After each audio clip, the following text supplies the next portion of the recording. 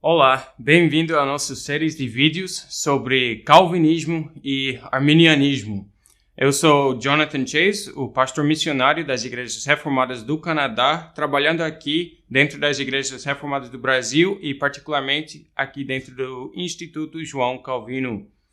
Então essa é a nossa proposta para essas séries de vídeos, tratar a questão do calvinismo e arminianismo. Quais são os 5 pontos de calvinismo?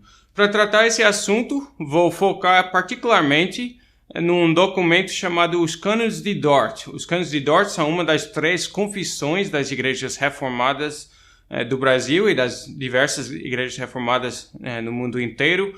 Usamos a Confissão Belga, o Catecismo de Heidelberg e os Cânones de Dort. Os Cânones de Dort foram escritos em 1618 a 19 e resumem esses ditos 5 pontos de calvinismo.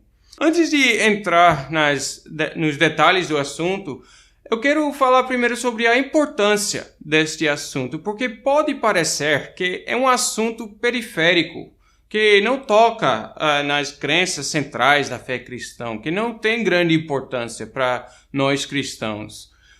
Mas tem sua importância, de fato.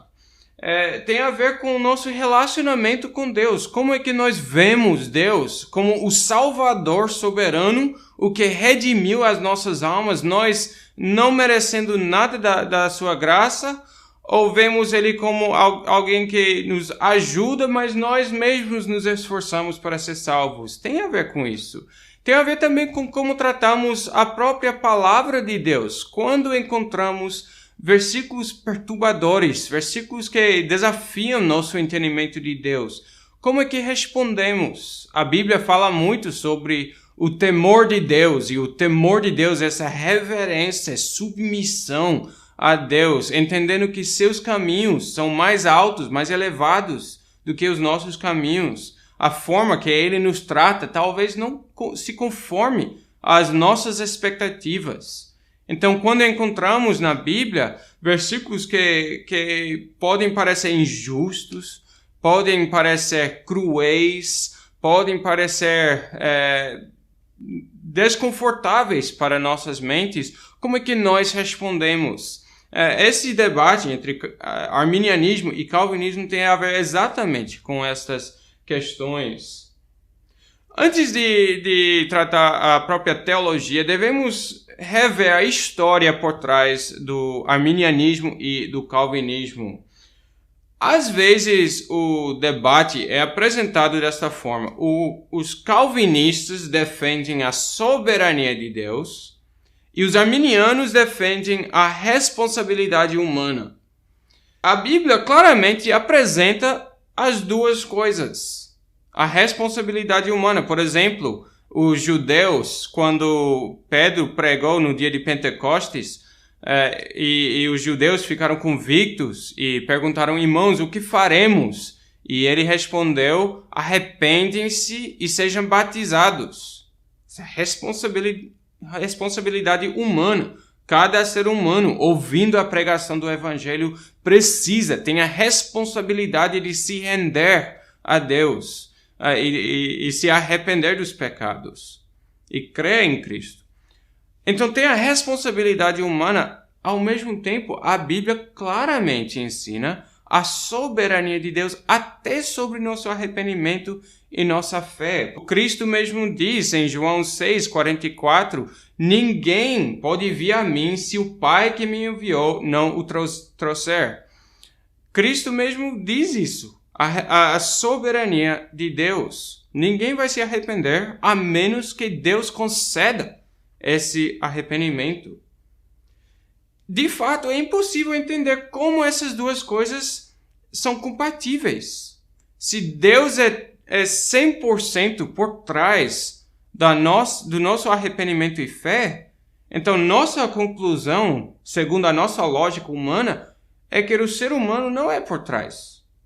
Ao mesmo tempo, a Bíblia claramente afirma que é nossa responsabilidade se arrepender. Nas igrejas reformadas, historicamente, antes do arminianismo, desde a Grande Reforma, as igrejas reformadas afirmavam essas duas colunas, a soberania de Deus e a responsabilidade humana. Até que às vezes podemos encontrar essas duas coisas lado a lado no mesmo versículo. Por exemplo, Filipenses 2, versículos 12 a 13, Paulo diz: Assim, pois, amados meus, como sempre obedecestes, não só na minha presença, porém muito mais agora na minha ausência, desenvolvei a vossa salvação com temor e tremor. Isto é o quê? Responsabilidade humana. Desenvolver a vossa salvação com tremor e temor. Mas ele continua: porque Deus é quem efetua em vós tanto o querer como o realizar, segundo sua boa vontade. Deus, que soberanamente age por trás da nossa luta para crer e para se submeter a Ele. Então, na Igreja Reformada, a Igreja sempre afirmava essas duas colunas, mesmo não podendo explicar como é que elas são compatíveis. Às vezes, algumas igrejas enfatizavam uma coluna mais do que a outra, mas sempre afirmavam os dois. O arminianismo, começando com Jacob Arminius, que era um professor de teologia em Holanda, ele ensinou, ele propôs, melhor dizer, uma teoria de explicar como essas duas coisas são compatíveis. Só que ele e os seguidores deles fizeram isto à custa da coluna que afirma a soberania de Deus. Afirmavam a responsabilidade humana subminando a soberania de Deus.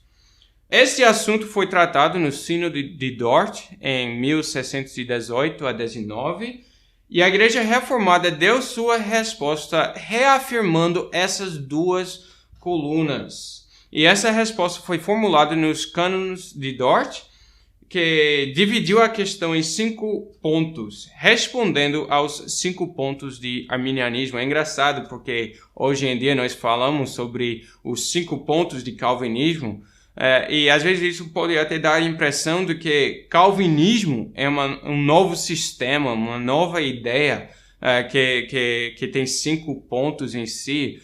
Mas os 5 pontos de calvinismo são apenas respostas bíblicas aos 5 pontos do arminianismo, que de fato o arminianismo era um novo sistema proposto para explicar as verdades bíblicas. Então, quais são os 5 pontos do calvinismo? Esse será o assunto do nosso próximo vídeo. Espero que vocês podem nos acompanhar e aprender tanto sobre a teologia calvinista, mas mais importante ainda, sobre a graça soberana de Deus em nossas vidas e os ensinos da própria palavra de Deus.